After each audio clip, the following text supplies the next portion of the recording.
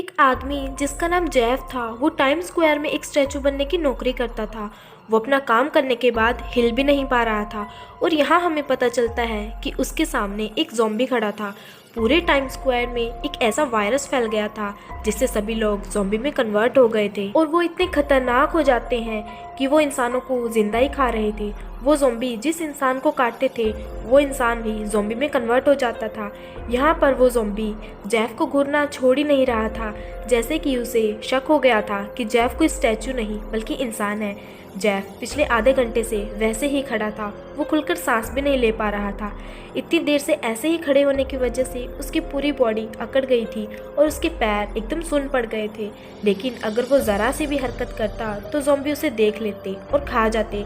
जैफ को पसीना आने लगता है और अब वो कंट्रोल नहीं कर पा रहा था। तभी वहाँ एक आदमी आ जाता है। सभी ज़ॉम्बी उसे पकड़ लेते हैं और जैफ के सामने वाला ज़ॉम्बी भी उसे खाने चला जाता है। जैफ मौके का फ़ायदा उठाते हुए गहरी सांस लेता है और अपनी सुन्न पड़ी हुई बॉडी को एडजस्ट करने लगता है और थोड़ा रिलैक्स करता है। जैफ को वॉशरूम जाना था बट ज़ॉम्बी उसे जाने ही नहीं देते, इसलिए वो अपनी पैंट में ही टॉयलेट कर देता है। यहाँ पर सभी ज़ॉम्बी उस आदमी को खा ही रहे होते हैं कि उसकी बॉडी के अंदर के पार्ट्स को निकालकर जैफ के ऊपर फेंक देते हैं और ये सीन काफ़ी डरावना था जिससे उसे उल्टी आने लगती है। लेकिन अगर वो उल्टी कर देता तो सारे ज़ॉम्बी उसे देख लेते, इसलिए वो बहुत मुश्किल से उसे कंट्रोल करता है। अब धीरे धीरे जैफ की तबीयत ख़राब होने लगी थी।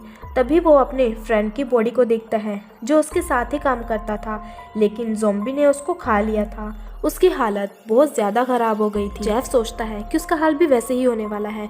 यहाँ पर जैफ का एक और फ्रेंड दिखाया जाता है जो कि स्टैचू बनने की ही एक्टिंग कर रहा था और धीरे धीरे आगे बढ़ रहा था।